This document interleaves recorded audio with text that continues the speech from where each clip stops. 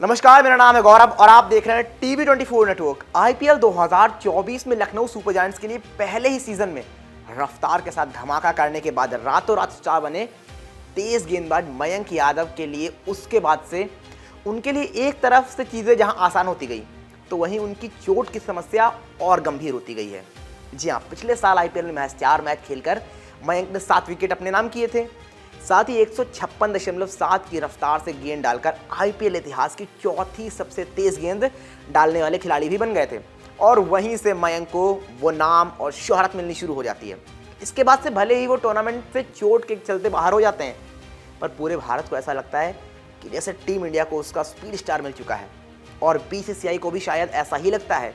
यही कारण होता है कि जून 2024 में बीसीसीआई यानी भारतीय क्रिकेट कंट्रोल बोर्ड ने उनको स्पेशल फास्ट बॉलिंग कॉन्ट्रैक्ट के जरिए उन्हें बीसीसीआई के कॉन्ट्रैक्ट में शामिल कर लिया था, जिसके बाद बांग्लादेश के खिलाफ खेली गई सीरीज में उन्हें डेब्यू करने का मौका मिलता है, जहां पर उन्होंने अपनी रफ्तार का कहर दिखाते हुए 3 मैचों में महज 6.1 की इकॉनमी से 4 विकेट अपने नाम किए, जिसमें उन्होंने लगातार अपनी स्पीड ज़्यादातर 145 के ऊपर रखी और इसका फायदा उन्हें अगली सीरीज के रूप में मिला।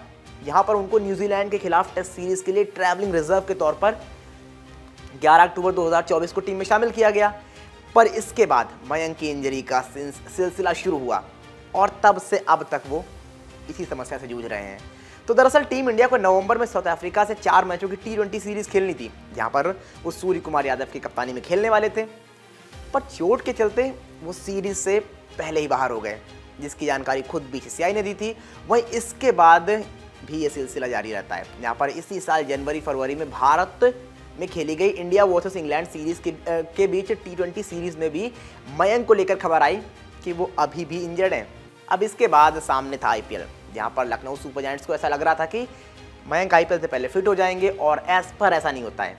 वो आईपीएल में आते तो हैं पर आधे सीजन के बाद, और बड़ी बात ये थी कि वहाँ पर भी दुरुस्त तरीके से नहीं आ पाते हैं और वो सिर्फ 2 मैच खेलकर फिर से बाहर हो गए हैं। आपको बता दें कि जिन 2 मैचों में वो खेले भी, उसमें भी मयंक एक बहुत साधारण से गेंदबाज लगे।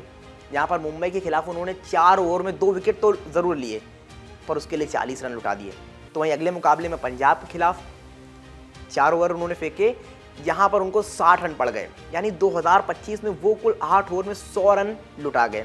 पर इन सब चीज़ों से बड़ी जो एक बात रही वो ये कि उनकी रफ्तार भी बहुत कम रही। इस दौरान वो सिर्फ 135 से 40 की रफ्तार से गेंदबाजी कर रहे थे। पर इन सब के बाद बड़ा सवाल ये उठता है कि आखिर इतने लंबे समय से एनसीए में रहने के बाद भी मयंक पूरी तरह से फिट क्यों नहीं हो पाए? इसका क्या कारण माना जाए? ये माना जाए कि एनसीए पूरी तरीके से सही काम नहीं कर रहा है, या फिर ये कि वो पूरी तरह से फिट नहीं थे, तब उन्हें जल्दबाजी करके आईपीएल में लेकर आया गया। पर इनमें से अगर एक भी कारण सही है तो दोनों ही जगहों पर सवाल एनसीए पर खड़ा होता है, क्योंकि अगर एनसीए सही काम नहीं कर रहा है फिर भी उन पर खड़ा होता है, उनके कर्मचारियों पर। और अगर उनको पहले अगर वो 100% फिट नहीं थे तो फिटनेस सर्टिफिकेट यानी एनओसी दिया गया, फिर भी एनसीए पर सवाल खड़े होते हैं कि आपने एनओसी क्यों दे दिया जब वो 100% फिट नहीं थे। साथ ही इसके बीसीसीआई पर भी सवाल खड़ा होता है, क्या बीसीसीआई अच्छे तेज गेंदबाज नहीं बना सकती? क्योंकि सिर्फ एक खिलाड़ी की बात नहीं है। इससे पहले जब भारत के लिए उमरान मलिक भी पहली बार सबकी नज़रों में आए थे तो लगा कि ये भारत के लिए एक शानदार गेंदबाज बन सकते हैं, पर आज वो महज 75 लाख में एक टीम का हिस्सा है, जो साफ दर्शा रहा है कि बीसीसीआई अपने तेज गेंदबाजों को सही से ग्रूम नहीं कर पा रही है। पर जहां तक बात रही मयंक की जल्दी आईपीएल वापसी की, तो आपको बता दें कि लखनऊ के मेंटोर जहीर खान ने आईपीएल की शुरुआत में ये कहा था कि हम चाहते हैं कि मयंक यादव को सही माहौल मिल सके ताकि वो बिना ब्रेक लिए लंबे समय तक खेलने के लिए तैयार रहें। 100% नहीं बल्कि 150% फिट रहें, इसलिए हम उन्हें उस लेवल तक पहुंचाने के लिए हर संभव प्रयास करेंगे। तो ऐसे में साफ लग रहा है कि उन्हें जल्दबाजी में लाया गया है, क्योंकि अगर वो 150% फिट होते तो इतनी जल्दी फिर कैसे चोटिल। खैर, क्या था और क्या नहीं ये तो अलग बात है, पर ऐसे में एक बड़ी चिंता ये भी है कि आईपीएल में खेलने की जल्दबाजी के चक्कर में कहीं मयंक अपना इंटरनेशनल क्रिकेटर करियर डुबा ना लें, क्योंकि मयंक और इंजरी एक दूसरे के पर्यायवाची बन गए हैं। लेकिन उम्मीद इसी बात की होगी कि मयंक चकाचौंध वाली T20 क्रिकेट से इतर भारतीय टीम में वापसी पर फोकस करें, ना कि आईपीएल पर, क्योंकि इसी आईपीएल की चकाचौंध के कारण कई क्रिकेट सितारे गुमनाम हो चुके हैं। अंत में मयंक के करियर की बात करें तो मयंक का क्रिकेट करियर कुछ ऐसा रहा है जहां पर उन्होंने अब तक 3 T20 इंटरनेशनल मैच खेले हैं, जहां पर 4 विकेट अपने नाम किए हैं। साथ ही एक फर्स्ट क्लास मैच में 2 विकेट उनके नाम है। 17 लिस्टे मैच वो खेल चुके हैं, 34 विकेट वहां पर उनके नाम है।